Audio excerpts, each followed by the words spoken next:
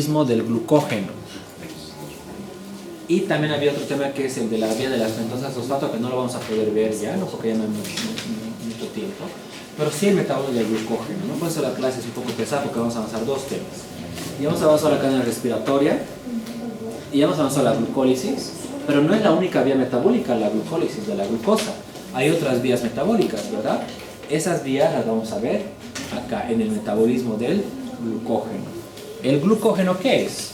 Es un carbohidrato que viene de la unión de muchas moléculas de glucosa. Aquí está el glucógeno, es una estructura muy ramificada que viene de la unión de varias moléculas. Esto es una glucosa, se une a otra glucosa, por enlaces glucosídicos alfa 1,4, ¿no? Enlaces lineales. Cuando llega a una cierta cantidad, miren acá, 2, 4, 8, pues entre 8 hasta 12, entonces ya no es lineal, sino se ramifica. Ya son enlaces 1,6 glucosídicos. Llega otra vez a 10, a 12, se vuelve a ramificar. La ramificación es más central que periférica. Y aquí tenemos nuestro glucógeno, que tiene gran cantidad de glucosas. ¿Cuántos va a tener? Ya dependiendo de nuestra alimentación de cada día, ¿no? Puede tener miles o simplemente puede tener muy pocos.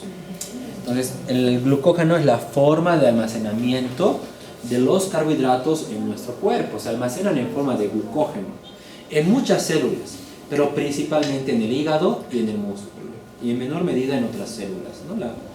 Es la fuente de reserva energética. Hemos visto que es muy ramificada en la parte central más que en la parte periférica. ¿Cuándo se va a sintetizar y cuándo se va a degradar?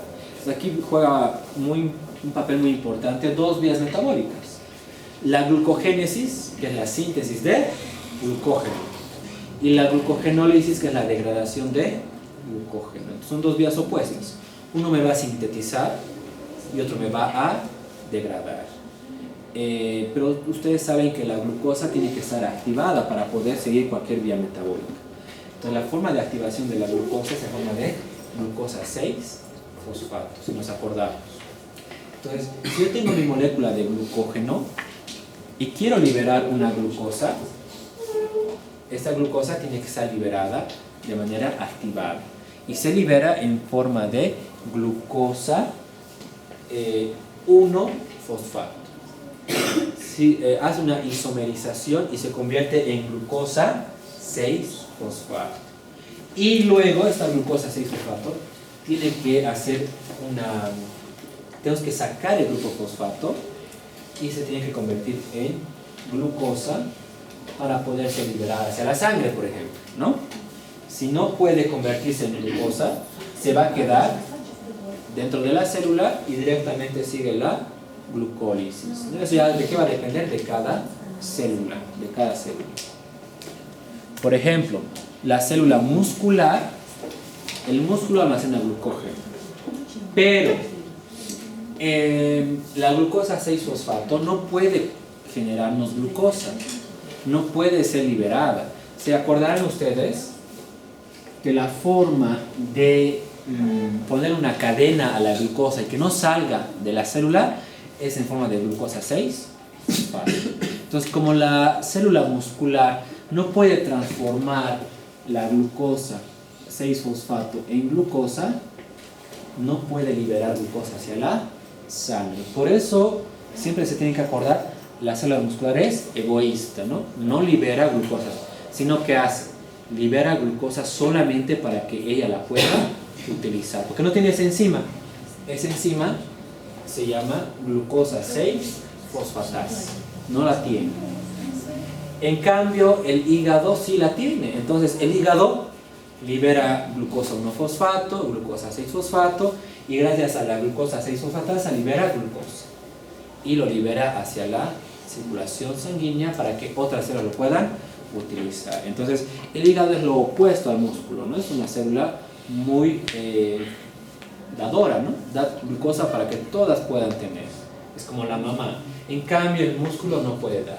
Y las otras células que en menor cantidad tienen glucógeno, muy poca cantidad, lo pueden utilizar en ausencia de un flujo sanguíneo o en ausencia de glucosa, liberan glucógeno para hacer la glucólisis anaeróbica y por lo menos tener energía, porque usted sabe que la glucólisis anaeróbica genera solamente 2 ATPs, para que la célula pueda sobrevivir en periodos donde hay poca, ¿cómo se diría?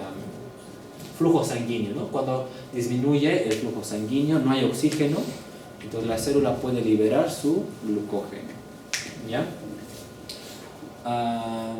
Y eso sería el resumen, ¿no? Que la degradación del glucógeno, que yo lo voy a degradar, va a ser proporcional a la utilización de glucosa por las demás células, y para que no baje la glucosa en la sangre, yo tengo que mantener los valores normales. El músculo no tiene problema porque tiene su propia reserva energética. Entonces, hay la diferencia entre el glucógeno hepático y glucógeno muscular. El glucógeno muscular es egoísta, entonces solamente utiliza esta reserva para la contracción muscular, para el músculo. ¿Por qué? Porque no tiene la glucosa 6-fosfatasa. Ahí lo vamos a poner. No tiene a la última enzima para liberar glucosa. Esta no está presente. En cambio, el glucógeno hepático, su función principal, ¿cuál va a ser? Liberar glucosa hacia la sangre, porque tiene esta enzima. Entonces, su función es mantener los niveles de glucosa normales en la sangre. Está bajando demasiado la glucosa, liberamos glucosa a partir del glucógeno hepático. Esa es la función. El depósito. El hígado almacena glucógeno hepático, pero solamente puede almacenar entre el 5 y el 10%. Entonces, el hígado, supongamos, ¿cuánto pesa el hígado? 1,5 kilos, ¿no? Más o menos, 1.500 gramos. Entonces, 5 o 10% sería 75 a 150 gramos, ¿no? Imagínense, eso es la capacidad, gran capacidad que tenemos de almacenar glucógeno en el hepatocito, en el hígado. Pero tiene un límite, ¿no? Después ya no podemos almacenar más. Luego se convierte en grasa, ¿no? El exceso. En cambio, el músculo menos todavía. 1% de la célula muscular o 2% almacena glucógeno, muy poca cantidad. Pero como existe mayor cantidad de masa muscular, músculo en todo nuestro cuerpo, y solamente tenemos un hígado, tenemos mayor cantidad de glucógeno muscular que de glucógeno hepático, ¿no? Eso es por la relación que va a haber. Y el control hormonal, ¿quiénes son las hormonas que activan o inactivan esto? La insulina y el glucagón principalmente, ¿no? Y bueno, la adrenalina también, que actúa como el glucagón. Entonces, ¿qué va a hacer la insulina? La insulina hemos visto en la anterior clase que activa la glucólisis, ¿verdad? Que hace que la glucosa ingrese dentro de la célula y que se degrade. Cuando hay demasiada glucosa que no se puede utilizar, la insulina hace que la glucosa se convierta en glucógeno. Entonces la insulina promueve la glucogénesis, tanto a nivel hepático como a nivel muscular. La insulina promueve glucogénesis. Ahora, ¿qué pasa al revés? Cuando la glucosa está bajando en la sangre, no sintetizamos insulina, sintetizamos glucagón y otras hormonas más como la adrenalina. ¿Y qué es lo que hace esto? Estimula la liberación de glucosa a partir de glucógeno. Eso se llama glucogenólisis. El glucagón y la adrenalina estimulan la glucogenólisis. Son hormonas que se contrarrestan. La glucogénesis o glucogenogénesis es lo mismo. Es la síntesis de glucógeno a partir de glucosa. Yo voy a sintetizar, pero es una vía anabólica, no voy a sintetizar. Ya es una vía anabólica que permite la síntesis de glucógeno a partir de glucosa. Se realiza en el citosol. Todo el metabolismo del glucógeno es en el citosol, porque se acuerdan de que en condiciones anaeróbicas igual yo puedo sintetizar glucosa. No interesa si no hay oxígeno. ¿Y quién lo realiza principalmente? El hígado y el músculo, ¿no? La glucogénesis. Pero tiene unos requerimientos que no son tan importantes, los vamos a mencionar rápidamente. Primero, que tiene que sintetizar de manera ordenada, de manera secuencial. No puede venir muchas glucosas al mismo tiempo, ¿no? Es una glucosa, otra, que se van uniendo. Entonces tiene que ser de manera gradual. Estos precursores tienen que estar activados. ¿Cómo yo voy a activar mi glucosa? Se convierte en glucosa 6-fosfato. Entonces ahí yo estoy perdiendo o estoy invirtiendo una molécula de ATP. Por eso es una ruta anabólica, es una ruta fuertemente endergónica, ¿no? Yo voy a tener que sacrificar ATPs cada vez que yo voy a activar una molécula de glucosa. La síntesis está acoplada a la degradación de estos enlaces de grupos fosfato. Y finalmente otro requerimiento es que yo necesito una molécula precursora, un molde, que no es un carbohidrato. Esta molécula precursora se le da el nombre de glucogenina, donde van a ir incorporándose las glucosas, ¿ya? Ese molde para que pueda incorporarse la glucosa. ¿Cómo se va a incorporar la glucosa? Bueno, la molécula de ATP, que es una molécula de ATP, va a transformarse en otro portador energético que se llama UTP. Este UTP va... Aquí tenemos nuestra glucosa. En su forma activa, glucosa 6-fosfato. Y hemos gastado un ATP ahí. Acá vamos a gastar otro ATP. Este UTP va a perder su grupo fosfato y se va a unir a la glucosa 6-fosfato y nos va a generar la molécula de UDP-glucosa. Entonces, esta es la molécula iniciadora para la síntesis del glucógeno, la UDP-glucosa, que viene a partir de una molécula de ATP y una glucosa activada. Y acá se van añadiendo las glucosas activadas a la UDP-glucosa. Nada más, voy a ir añadiendo mediante enlaces glucosídicos. Todas esas enzimas es un complejo enzimático, se les ha dado el nombre de glucógeno sintasa. Y se van uniendo hasta que venga, hasta que sea lineal, 8 a 12 glucosas. Cuando ya tiene esta cantidad, hemos dicho que se va a ramificar. Entonces van a venir las enzimas ramificantes, haciendo los enlaces glucosídicos 1,6. Y se va a ramificar de esta manera. Miren, acá tenemos un cuadrito comparativo entre la glucogénesis y la glucogenólisis. En la glucogénesis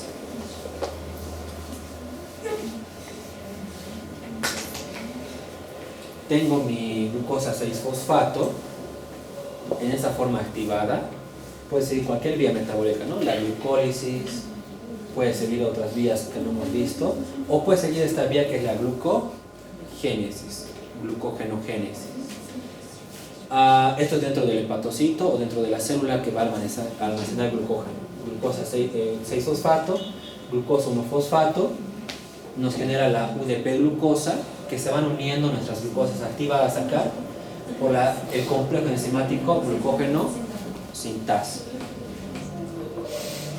La glucógeno sintasa nos va a servir solamente hasta 12 glucosas. Luego viene la enzima ramificante y nos genera glucógeno y se almacena. ¿Eso cuándo se va a activar? Cuando los niveles de glucosa sean muy altos en la sangre y el hepatocito, la célula, ya no pueda metabolizarlo más. Pero la glucogenólisis es lo opuesto, es la quiebra de la molécula de glucosa, de glucógeno, para generarnos glucosa. ¿Cuándo se va a activar esto? Cuando los niveles de glucosa sean bajos. ¿Y quién va a activar? Hemos dicho que es el glucagón y la adrenalina. Entonces la glucogenólisis va a remover una glucosa, pero esta glucosa que la va a remover va a ser en forma de glucosa 1-fosfato, se convierte en glucosa 6-fosfato y luego en glucosa para liberarse a la sangre, ¿no? Son enzimas fosforilasas que van a remover una glucosa. No tiene que terminarse por completo el glucógeno, ¿no? Si activas esta vía no es para terminar el glucógeno, simplemente es para liberar algunas glucosas hasta que el cuerpo del paciente tenga la glucosa normal en la sangre o tenga ingerido alimento externo. En ese caso, se frena esto y se activa la glucogénesis. Periodos postprandiales, y estos son periodos de ayuno. Son vías opuestas. La glucogenólisis, entonces, simplemente es la remoción. Aquí tenemos un glucógeno, ¿no? Con N cantidades de glucosa. Le quito una glucosa, tengo mi glucógeno menos una glucosa. ¿Y cómo voy a quitar la glucosa? En forma de glucosa 1-fosfato. ¿Dónde ocurre? En el mismo lugar que la glucogénesis, en el citosol del hígado y del músculo. Luego la glucosa 1-fosfato se convierte en glucosa 6-fosfato. La regulación hormonal ya hemos hablado, pero que está repitiendo. Las hormonas encargadas, ¿cuáles son? Glucagón, insulina y adrenalina. El glucagón, ¿cuándo se va a activar? En periodos de hipoglicemia. La señal metabólica para activar el glucagón es la hipoglicemia. ¿Y cuál es el objetivo del glucagón? Activar la vía de la glucogenólisis. En cambio, la insulina se activa en periodos de hiperglicemia. ¿Y cuál es la función? Activar la glucogénesis. Lo opuesto, ¿verdad? Totalmente lo opuesto. Bueno, la adrenalina cumple una función similar al glucagón. Ya aparte de ser una hormona, es un neurotransmisor. Entonces se activa por estímulos nerviosos frente a una situación estresante, una tensión emocional, ¿no? Que la persona tenga, se libera adrenalina. O estás caminando por la calle y te va a pisar un auto, se libera adrenalina, ¿no? En cuestión de picosegundos. ¿Y qué es lo que va a hacer la adrenalina? Va a liberar glucosa para que tengas más atención, para que prestes atención, para que estés más atento, ¿no? Entonces es un efecto, como dice, adrenérgico, principalmente a nivel muscular. En cambio que la acción del glucagón es más que todo a nivel hepático, ¿no? Pero cumplen la misma función. ¿Qué cosa? La liberación de glucosa a partir de glucógeno. Los aspectos clínicos, la verdad, del metabolismo del glucógeno no son tan importantes porque son enfermedades sumamente raras y frecuentes. ¿Pero por qué se deben a una enfermedad? Por alguna falla en alguna enzima en la síntesis de glucógeno o en el metabolismo del glucógeno. Entonces, ¿qué va a pasar? El paciente va a ir almacenando glucógeno, almacenando y nunca lo va a poder utilizar.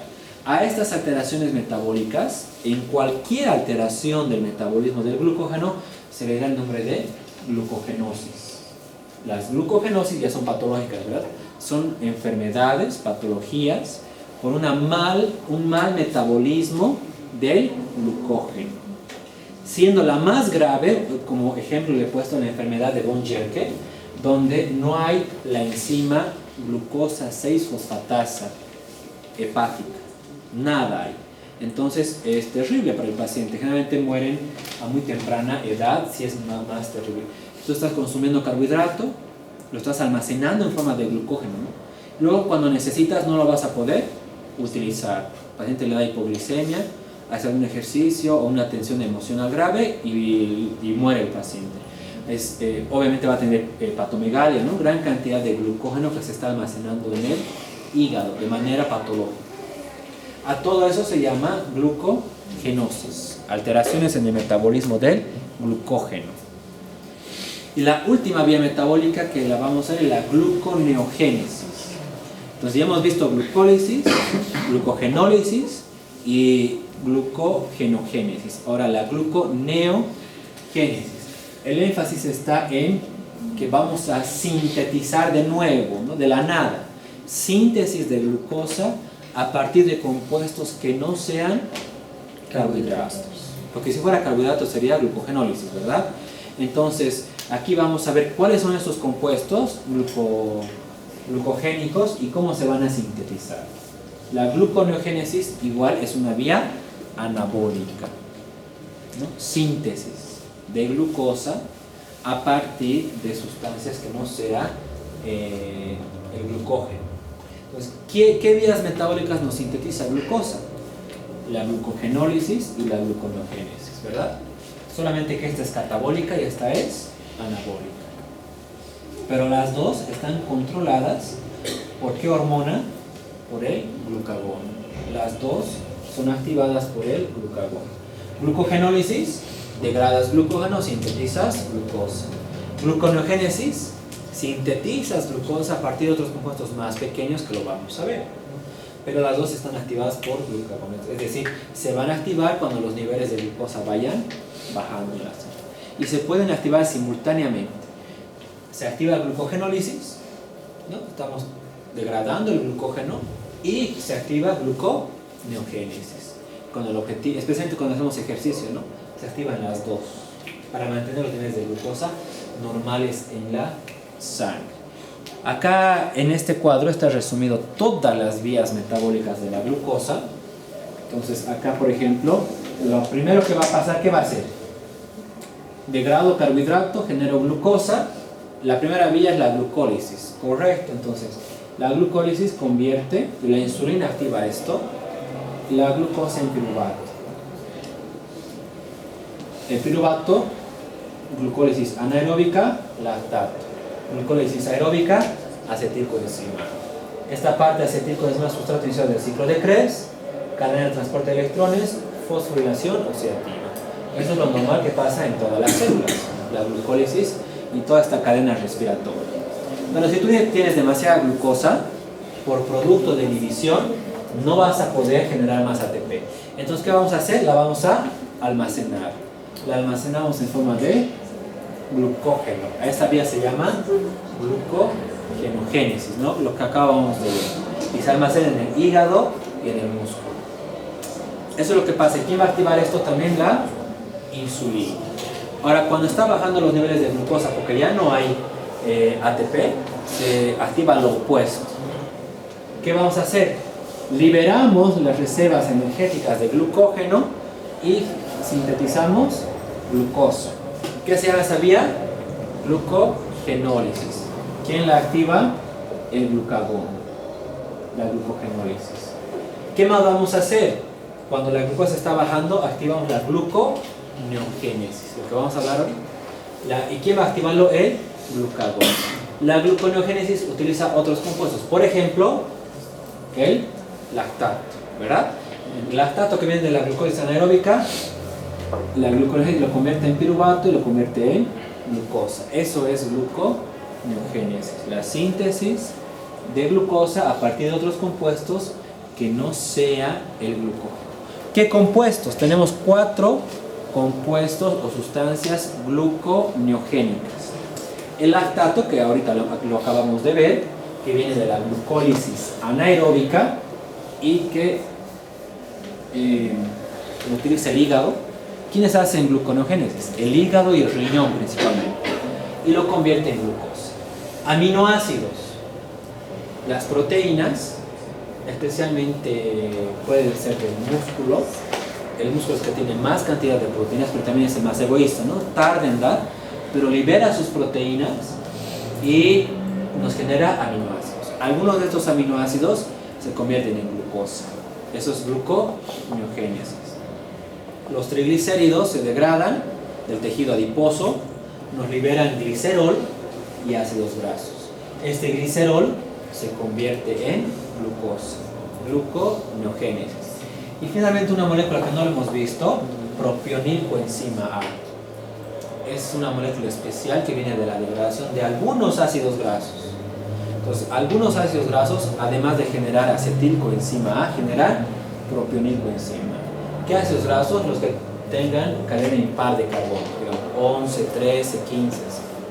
Este propionilcoenzima A se convierte en succinilcoenzima A, entra al ciclo de Krebs y en el hígado por la gluconeogénesis se convierte en glucosa. Estos 4 son los 4 sustratos gluconogénicos: lactato, aminoácidos, glicerol y propionilcoenzima A. La localización ya la sabemos, ¿no? Siempre va a estar el hígado en todas las vías metabólicas y en este caso el riñón, en mayor medida. Bien. Ahora, la descripción de la vía, eso sí lo vamos a pasar porque ya no alcanza el tiempo y tampoco es muy importante que sepan, solamente que entiendan de dónde va a venir.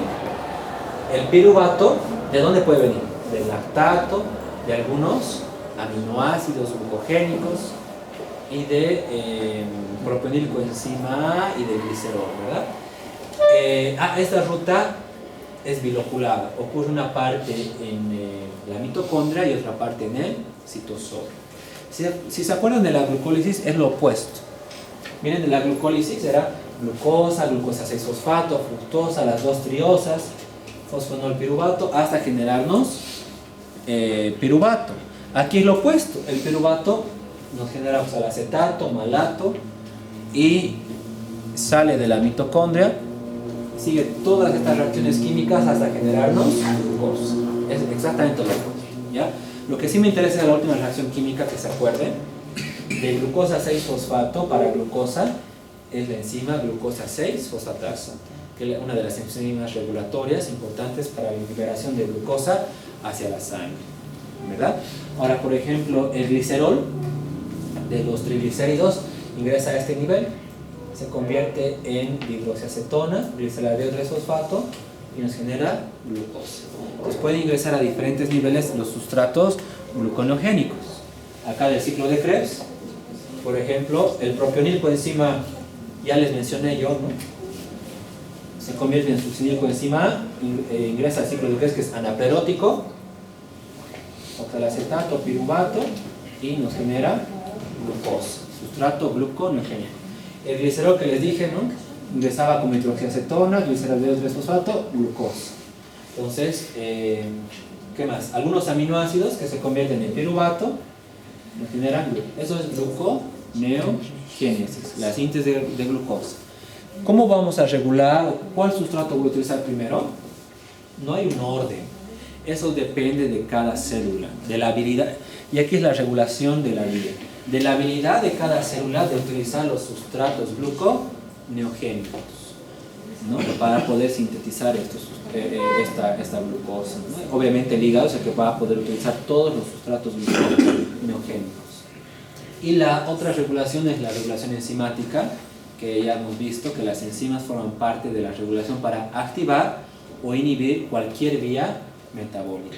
¿Cuándo se activa la gluconeogénesis? En general, en periodos de hipoglicemia. Por ejemplo, ayuno muy prolongado, ejercicios prolongados, ¿no? Está haciendo mucho ejercicio, se está bajando. Un estrés emocional, se baja. Una dieta hiperproteica, hay personas que tienen dietas con 0 de carbohidratos, ¿no? Entonces baja la glucosa y se activa la gluconeogénesis. Entonces, en general, cualquier situación en la cual la glucosa esté bajando, esté comprometida, se va a activar la gluconeogénesis.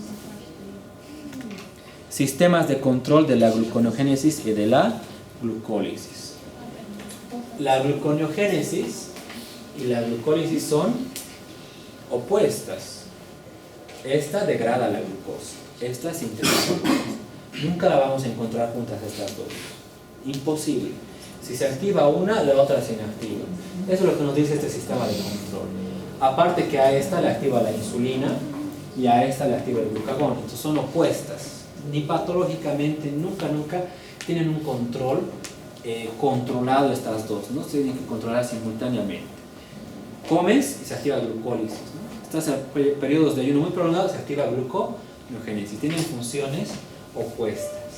Las enzimas regulatorias, la glucosa 6-fosfatasa, y la que hace lo opuesto, que era la exogenasa, ¿no? Esta libera glucosa, esta captura glucosa y esta libera glucosa. Esta, ¿cuándo se va a activar? En periodos de hiperglicemia y esta en periodos de hipoglicemia, ¿no? Entonces, son acciones opuestas, igual que la insulina y que el glucagón. Del lactato es especial la vía metabólica, porque en realidad es un ciclo. Todo esto lo van a leer, está resumido esto, les voy a explicar en este cuadrito.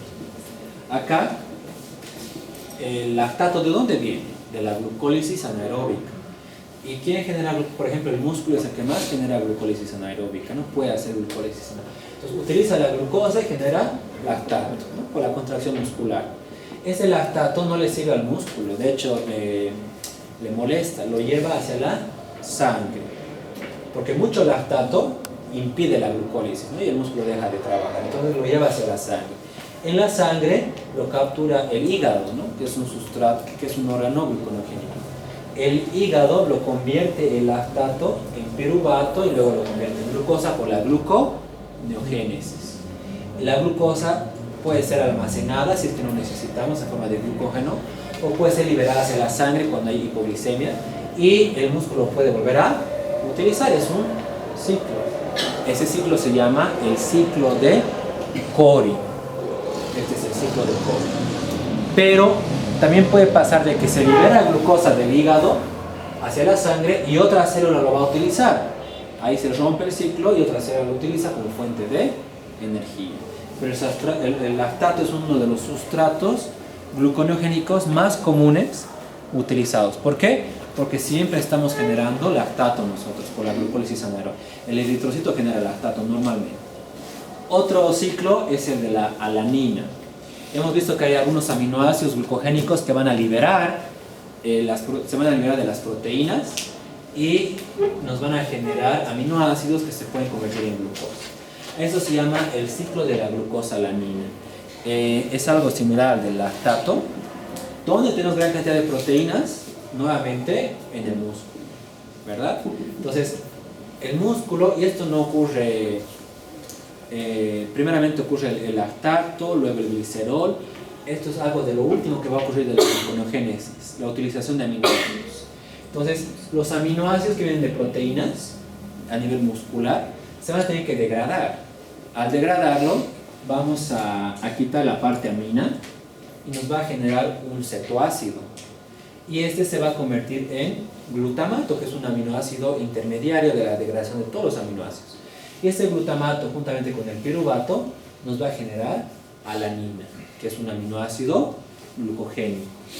La alanina sale del músculo a la sangre, lo captura el hígado, y aquí ocurre exactamente lo opuesto, ¿no? Entonces, la alanina, en presencia de un cetoácido que viene del ciclo de Krebs, que es el alfa-cetoglutarato, se va a condensar y nos genera piruvato. El glutamato, bueno, sigue otra vía que no lo vamos a ver, que es el ciclo de la urea, para eliminar el nitrógeno. Y el piruvato se convierte en glucosa por la gluconeogénesis, se libera hacia la sangre y lo puede utilizar la célula para volver a hacer energía. El ciclo de la glucosa alanina, ¿no? Que puede ser también. Son uno de los ciclos más importantes que hay. Y finalmente las alteraciones metabólicas de la gluconeogénesis. ¿Qué es lo importante entender de todo esto? Ya hemos visto todas estas vías de la glucosa. La única que no hemos visto es la de las pentosas fosfato. Entonces, ¿qué es lo importante entender? En una persona normal, que su metabolismo esté normal a los carbohidratos, cuando consume una comida con carbohidrato, luego de media hora a una hora, dependiendo de su metabolismo, ¿no? Si es rápido, si es lento. Pero hasta una hora va a subir los niveles de glucosa en la sangre, es decir, hiperglicemia. Se activa la insulina, se activa la exoquinasa, se activan estas vías metabólicas y después de 2 horas de un alimento tiene que regresar a la normalidad. Esa es una persona normal. Si después de 2 horas sigue o sobrepasa los 140 miligramos por decilitro, es una persona que no está normal su metabolismo a los carbohidratos, tiene una alteración. Entonces, eso ya hay que investigarlo. Y ustedes saben que si es arriba de 200, esa persona es diabética, ¿no? Entonces, pero hay muchos de nosotros, o de pacientes que están en este estadio, ¿no? Está alterado su metabolismo, ¿no? Entonces, hay que ver la causa y hay que hacer tratamiento. Generalmente el tratamiento es acelerar el metabolismo, ¿no? Haciendo ejercicios, la grasa siempre inactiva a los carbohidratos, ¿no? Ahí está obstruyendo. Entonces, hacer ejercicio, cambiar hábitos alimenticios.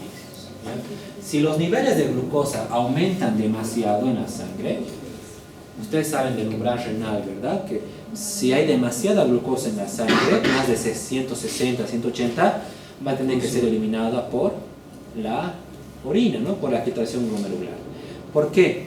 Si estos niveles de glucosa aumentan demasiado en la sangre por un tiempo muy prolongado, entonces, y el paciente, por ejemplo, es una persona normal, vamos a tener que eliminarlo con agua, ¿no? Por la filtración glomerular, yendo bastante al baño. Las células van a tener también que eliminar el exceso de glucosa. El cerebro, que es una célula muy sensible, al eliminar con agua se va a deshidratar y le va a dar un coma cerebral al paciente y una muerte. Entonces, el exceso de glucosa es muy perjudicial. Por eso tenemos las vías metabólicas.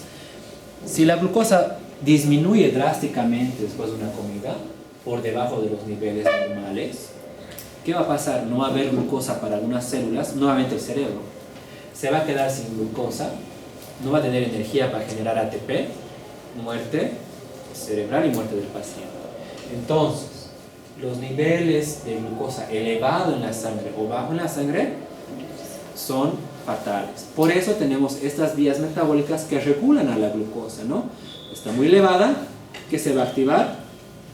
Glucogénesis, glucólisis, para poder bajar. Si está muy baja, glucogenólisis y gluconeogénesis, ¿no? Estas están activando y desactivando constantemente en nuestro organismo. Los eritrocitos son otro ejemplo que no van a ser capaces de producir ATP porque solo utilizan la glucólisis anaeróbica como fuente de energía. Entonces se rompe el eritrocito y eso es peor todavía porque no va a haber oxígeno para las otras células, porque la hemoglobina no va a estar transportándolo y hay muerte celular y muerte de la persona. Entonces, lo que tenemos que entender nosotros es que las consecuencias de una hiperglicemia o de una hipoglicemia van a estar reguladas por mecanismos de estas vías metabólicas de la glucosa con el objetivo de mantenerla constante de por vida en estos niveles, ¿no?